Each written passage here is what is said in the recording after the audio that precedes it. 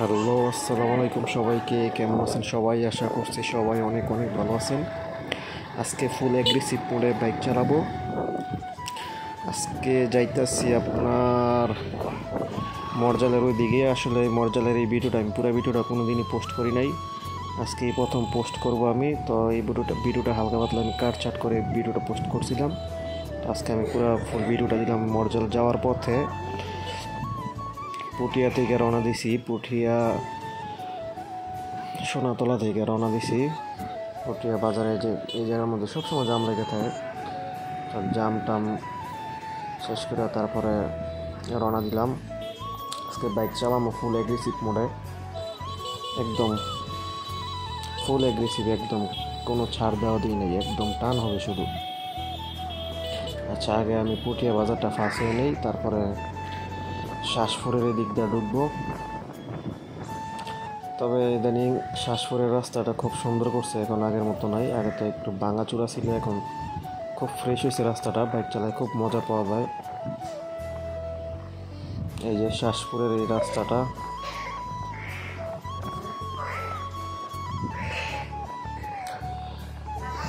যাইতেছি যেতে যেতে। আর একটা কথা বলে নেই, আমার বাইকে কিন্তু সামনের চাকার বিট তেমন ভালো না। আমার বাইক যে কোনো টাইম স্কিড করতে পারে, যার কারণে আমি মোরসার মধ্যে তেমন রিস্ক নিই না। খুব সতর্কতার সহিত মোরসার মধ্যে আমি পাস করি, কিন্তু সিধা রাস্তা যখন টান দিই তখন কোনো সমস্যা হয় না। সামনে একটা এনা বাস আছে, কোনো ছাড় হবে না, যেইভাবেই হোক এটারে ওভারটেক করতে হইব আমার। দেখি, তবে বেশি স্পিডে টানাটানি করাটা ঠিক হইব না, কারণ রাস্তার কন্ডিশনও ভালো না, যার কারণে 90-100 টান তুলে ব্যালেন্স রাখা পসিবল নাই গাড়ি এ রোডের মধ্যে। সামনে একটা আইল্যান্ড আছে, আইল্যান্ডের মধ্যে দেখি এটা ওভারটেক করে ফেলবো, তারপরে শুরু করে দিব টান। ওরে বাবারে, পুলিশের গাড়িও আছে দেখা যায় সামনে। এখন তো মামুর আগের মতো আটকাইতে পারতো না, সমস্যা নাই, মামু তুমি পিছিয়ে বেরো, আমি যাই আমার মতো।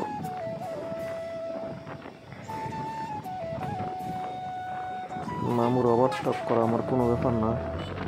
এই যে মামুর পাস গেলাম, মামুরে পাস করে একদম ফুল অ্যাগ্রেসিভ হবে আজকে, শুধু টান হবে, টান ছাড়া কোনো কথা নাই, একদম ফুল। আসলে পুরা 15 মিনিটে 16 মিনিটের ভিডিওটা ছিল, তো এতক্ষণের ভিডিও তো আর পোস্ট করা সম্ভব না, যার কারণে ভিডিওটা কাটজাট করে ছোটো করে নিছি। অনেকটুকু জায়গা পাস করে গেছি, প্রায় কী বলে কুন্দরপাড়া নাই কী বলে এদিকে আই করছি।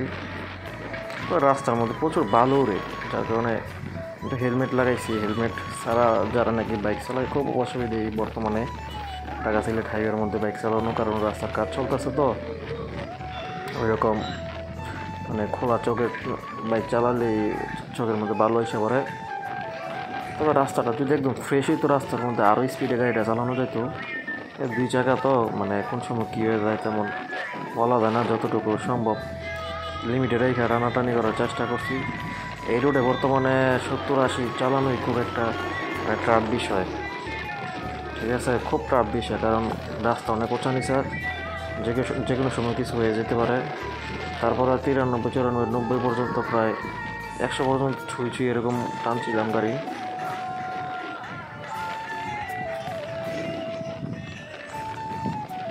এই যে প্রচুর টান দিচ্ছি রাস্তার মধ্যে, দেখে 80-90-70। বাসগুলো যে এরকম করে, আমরা যে মোটর সাইকেল যে চালাইতেছি 11 মিনিটে, হেরা মনেই করে না যে সামনে একটা গাড়ি আছে, যে মনেই করে না, হেরা এগোর মতো করে ঢুকাই দেয় এই গাড়ি যে কোনো দিকে যাক, এগোর চিন্তা আর কি নইয়া নেই। এই সমস্ত এগুলো মনটায় চায়, মাঝে আমি এগুলো থামায় কয়েকটারে ইচ্ছা মতো কখন দিয়ে দিই। তবে রাস্তাটা যখন 4 লেন হয়ে যাবে তখন আর কোনো সমস্যা নাই, তখন মন ইচ্ছা মতো গাড়ি টানতে পারবো, সমস্যা নাই। কিন্তু এখন তো ওভারটেক করতে গেলেও খুব একটা রিক্সের সাথে ওভারটেক করতে হয়, কারণ ওই দিক দিয়ে আবার গাড়ি এসে পরে নাকি বলা যায় না। বেশিরভাগ এই কারণে আমরা রং সাইড দিয়ে ওভারটেক করি।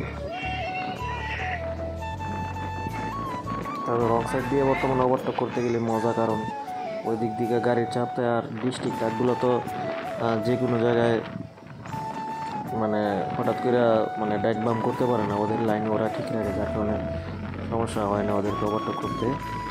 এই গাড়িগুলো সবসময় লোড থাকে তো, যার কারণে মানে এরা একটা লিমিটের মধ্যে চলায় গাড়িটা, 30-35 বা 40-এর মধ্যে রাখে। সামনে এটা কী বাস দেখে নেই, লোকাল বাস হবে মনে হয়। এটা ওভারটেক করতে হইব, দেখি কতটুকু যেতে পারে। ওভারটেক করেই ফেলবো, এটা কী নাম, এটা হইতেছে না।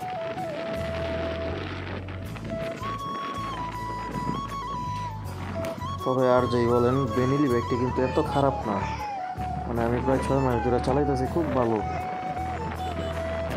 বেনিলি বাইকটা। এরকমভাবে মানে চায়না হইলেও তেমন এত একটা বাজে গাড়ি না, আমরা যতটা বাজে মনে করি আসলে বেনিলি বাইকটা। বিশেষ করে চায়না ব্র্যান্ডের মধ্যে বেনিলি বাইকটা খুব ভালো করছে। বেনিলি আছে, তারপরে আপনার যে লিফান কেপিয়ার আছে, এই বাইকগুলো খুব ভালো করছে কোম্পানি, ঠিক আছে। আচ্ছা যাই হোক, অবশেষে মোটামুটি এসে বলছি, কিন্তু পুরো ভিডিওটা দিই না, আরেকটা ভিডিওর মধ্যে পুরো ভিডিওটা দিব না। আপাতত আজকে এই পর্যন্তই। ভিডিওটা কেমন হয়েছে একটু কমেন্ট করে জানাবেন। আল্লাহ হাফেজ।